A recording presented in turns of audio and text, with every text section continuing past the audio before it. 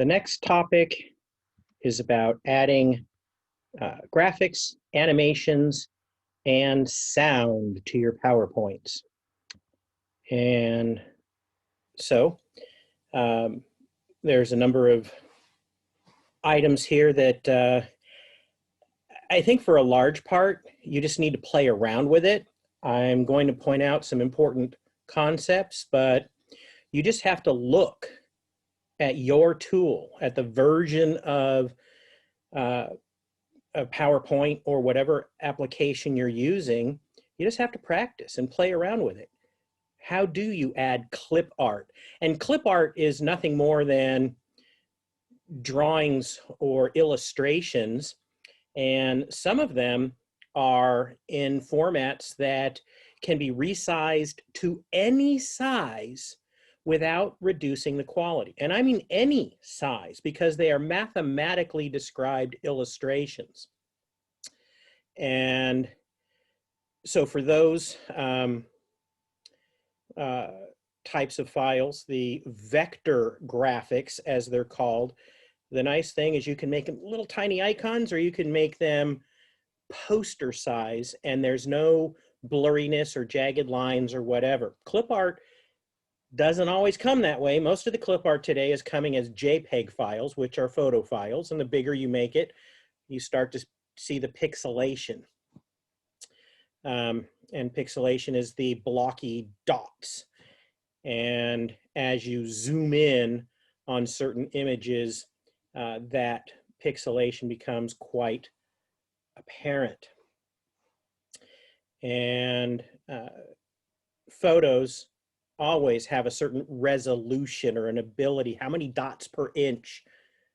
You start getting too big and you start seeing the individual dots, and it doesn't look smooth like a photo when you blow it up. And it just depends on the resolution or the number of dots per inch in the original photo. Screenshots are based on what your screen resolution is. Shapes are things you can add, but there are lots of things you can add, and how you add it, what's going to look good, I think is really important. I think clip art photos and screenshots are huge, valuable tools in PowerPoints. Removing backgrounds and artistic effects, add transition effects. Keep it simple. Transition effects, animations, and sound effects are where people sometimes go overboard. Keep it simple. Transition effects can be when you go to the next slide, it fades in or fades out. The old slide fading in the new slide, maybe it swipes. That's an animation, actually. And just visual entertainment. And again, sound effects can be useful, but it can be way, way overdone. So those are the things we're going to look at. And so tables, charts, smart art, graphics, and video.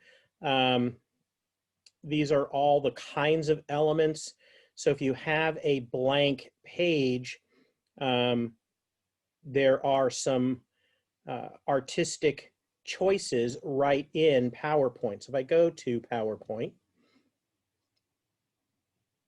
and I'm starting with a title page here, I'm going to do a content page.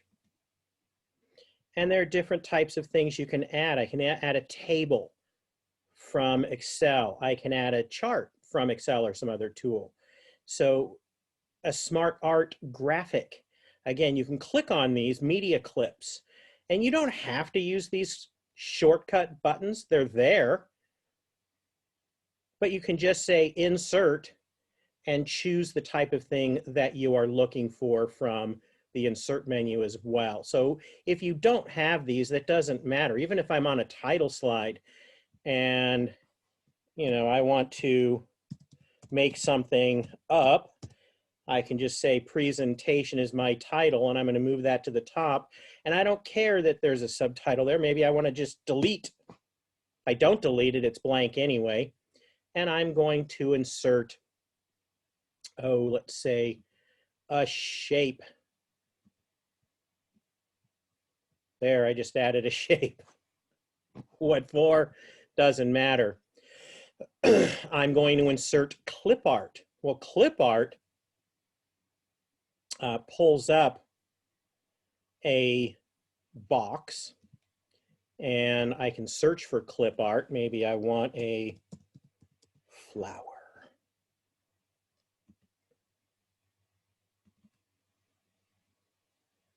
And I just added a flower.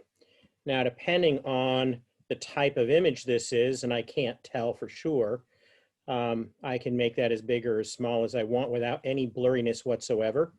Although, just because you can make it big without going blurry doesn't mean it's necessarily going to look good.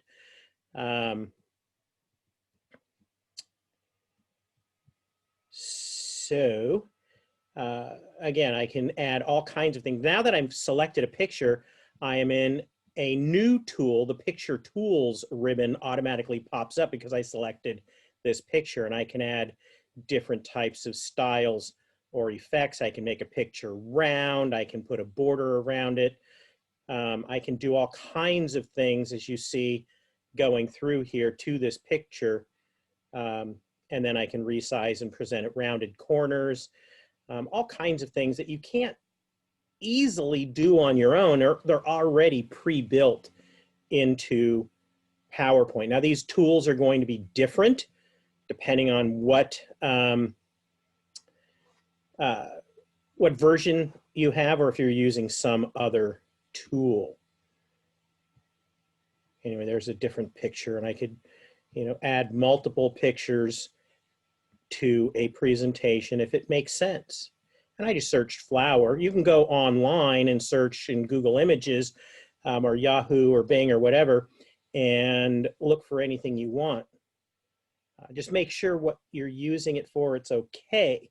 For a student project, copyright issues for photos are not a big deal because you're not doing anything other than demonstrating your competency with using the program or the content of the class. If you're presenting it professionally outside of a student classroom, or you're using a picture in something where you're actually making money, or you're doing it for your company, copyrights become very important. And I won't get into that in terms of showing you how to do it, but there are royalty-free websites that allow you to search for either royalty-free or public images. Again, there's lots of stuff out there. Just look into it if you're doing something professionally and you know what you're looking for. So inserting pictures, you can search for clip art using that graphic search I just showed you. I just typed in flower. If it's not there, it'll send you a choice. Do you want to look on the web? and it tries to do a good job inside of PowerPoint or Word or Excel or any of the others. If you're trying to insert clip art or images, it tries to help you search for things. But I often find it faster and easier. Just go to my web browser, go to Google Images and look. The rotate handle, that's really kind of cool. If I look at this little green dot above the picture, what does that allow me to do? Rotate. That's what that handle does. Let me get that out of the way. We don't need to. So now I've got an image and I can make that at any angle I want. Now getting it exactly vertical is kind of hard. You can overlay a horizontal line or a ruler effect to try and make sure the two dots on the two corners are exactly horizontal, but there is no snap to 45 degrees in this tool. Some other tools have that. Maybe it's buried in PowerPoint, but I've never found anything where I can, snap to an exact rotation degree. At least not in here. In an image program, you can do that, but in PowerPoint, it's just freehand, grab and turn. Plus the sizing handles, you've already seen me use those. There's ones on corners and sides. Now be careful. Let me rotate that back to vertical. So I've got my image with my little circle in the background. That's the effect I'm after. Maybe, I don't know. Be careful. If you click on an image and you grab the handles on the sides, you can distort the image. And that might not be what you want. If you grab the corners, it will do top to bottom, left to right equally and keeps the proportion the same. So if you want to keep the proportion the same as you're resizing an image, I suggest doing it from the corners. Much better. And then you can remove or reposition it once you have the size that you want. So maybe I wanted it just a little bigger than I had before. That's too big because I just want a teeny bit of that circle showing through. But then I realized, oh, my circle isn't perfectly showing through. And I try to position, it's not exactly the same left, right, top, bottom. So I want a little bit more and I can squeeze it just a little more. And now my circle effect coming out of the picture is roughly equal on all sides. I would play with that just to tweak it if I was doing this for a client or something. Anyway, that is the handles and the rotate. You can certainly adjust pictures and picture styles, effects, and layouts. I showed you some. You can stack pictures. And oh, I just put a picture on top of another picture. Let's say I want two pictures, but when I want these two pictures, let's say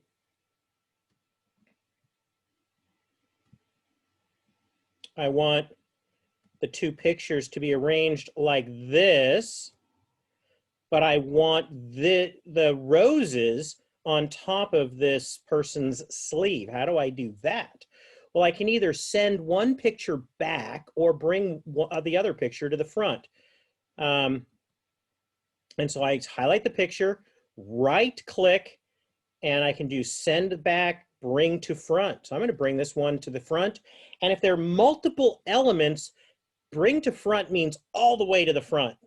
Bring forward just means bring it one step forward. So you've got a bunch of stacked things overlapping each other. Sometimes it takes a little bit of playing around, and generally it is going to be the order you added things that is stacked. Whatever I add first is going to be on a layer, and then the next thing's on top of it, the next thing's on top of that, and they're layered that way. But bring forward and boom. What did I just do? I put that on top the way I wanted. And then I need to fine tune the layout so that they're organized aesthetically the way I want. Bingo. If I say send to back, it's like, no, I want it the other way around. Send to back. Whoops. That goes too far, right? But if I say send back, just, oops, it still did it. Sometimes it's unpredictable how far something will jump. I can now say this one, bring forward. This one, oops, no, excuse me. This one, send to back. And now I have the arrangement I want. And I've run into this issue many, many times, different types of elements. And sometimes it's almost impossible with certain things to send the layers exactly the way you want. And it might take creativity. They don't always layer exactly the way you think they should following the instructions. But here you can see how I did layer these. So I've got the top with these daffodils, the roses second, and the circle is third. Okay. So that's the stacking. And as far as the effects and stuff, I can do color adjustments. So, maybe I want to change the color of an image. I want to correct the I don't want to change the color, but I want to check the brightness. Maybe that image was a little too, here's the normal, but I want to change the contrast or the brightness. Up and down is contrast, left and right is brightness. So here's the original image, and maybe I like a little more contrast or a little more contrast. Maybe I want a little less contrast, but brighter or darker. Again, with this image, I think it's ideal, as it should be, with the clip art exactly the way it was. What about this one? Correction of brightness. The middle image is the now, oh, there's a new tool, sharpness and soften. I can go sharper, and you can see just some little change. I kind of like the sharpness added in the flower. So I'm going to click on adding a little sharpness. That probably wasn't visible the way you saw it there. And maybe add a little contrast. That's too much. Anyway, I'm just tweaking the image to get it to look the way you want. If you have an image that isn't great, you can make some changes, and you can really go, out there on these kinds of changes. Lots of different things, picture effects, reflections and shadows and bevels. And again, just play with it. I'm not going to go through all of those things.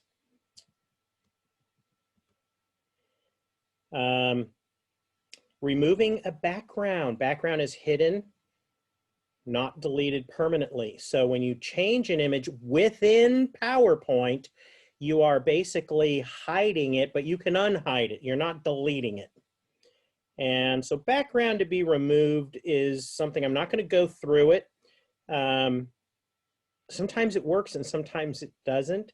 It works really good for images like this, where you have high contrast with a simple blue sky background like this. It works pretty well. I think it's an overstatement. I have, in all the years I've tried it, I've never had an image that I, A, really wanted to use, and B, it worked with the background removal the way I wanted in PowerPoint directly. It does work sometimes, but I found it much easier, much faster to just go to my go-to PowerPoint. I also have an ancient tool called L-View, the letter L-View. L-View Pro is a very, very simplistic tool that I've been using since, I think, 2001 or something. I've been using it for a long time, and I've upgraded it till there were no more upgrades to buy. And there are all kinds of small tools. You don't have to go out and spend a fortune on Photoshop because it is expensive. And there's another tool called Photoshop Elements. It is just parts of Photoshop. Photoshop Lite, you could think of it as. And I've seen deals on Photoshop Elements, 50, 60 bucks, which it's a bargain if you know the prices of photo editing tools, and you can tweak things if you need to. Sometimes Amazon has specials, sometimes Costco. I've been into Costco, and especially during their Christmas sales, you have their software section in a Costco, and I think that's where I picked it up one year for my personal use. It was like 50 bucks, cheaper than a textbook, and I've gotten my money's worth out of that program. Photoshop Elements, because I can't put Photoshop on my company laptop. It's too big. There's not room to load it, but I was able to get on Photoshop Elements, and I can do a lot of things on my Hartnell laptop that I couldn't otherwise do. So it talks about the artistic effects. I'm not going to go through those. Just click and play. What does it do? The chalk effect. You can do all kinds of different looks. Again, how much time do you want to spend? How important is that message? It depends on what you're trying to convey and the feeling you're trying to give to your audience. Insert another program window. You need to maybe look at your either keyboard or the manual, PDF manual, or look it up online for your laptop. How do you do a screenshot? And a screenshot with mine, I noticed there's something called PRNT SCRN on my keyboard, but it's in blue. And since it's in blue, I have to hold down the function key, the FN key, in the lower right-hand portion of my keyboard, which I'm doing right now. I'm holding down the lower right-hand corner. And then I hit the print screen key, boom. I just did print screen. And now I'm going to go back to my PowerPoint. I'm going to go to a new presentation and paste. And there's my screenshot. Now I didn't want all this garbage, so I'm going to double click on it. And I'm going to choose the crop tool, which changes the handlebars to these little tabs. I don't know how easy you can see it there, but instead of being a dot, there are these little lines. And I can then just come in and drag these lines, the edges, to the edge of what I want to show, how much of the screenshot I want to show.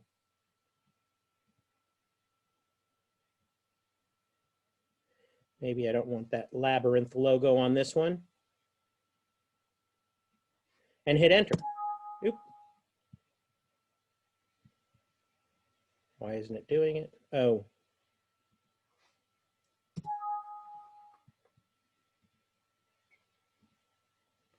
Bingo, I just hit crop again. I don't know if that's a quirk of being in Zoom or not. Let me get rid of this title box. I just click on the edge, not inside of it, and hit delete. And this other box for content, delete. And there I've got a screenshot cropped. Is anything gone? Did I remove that? No.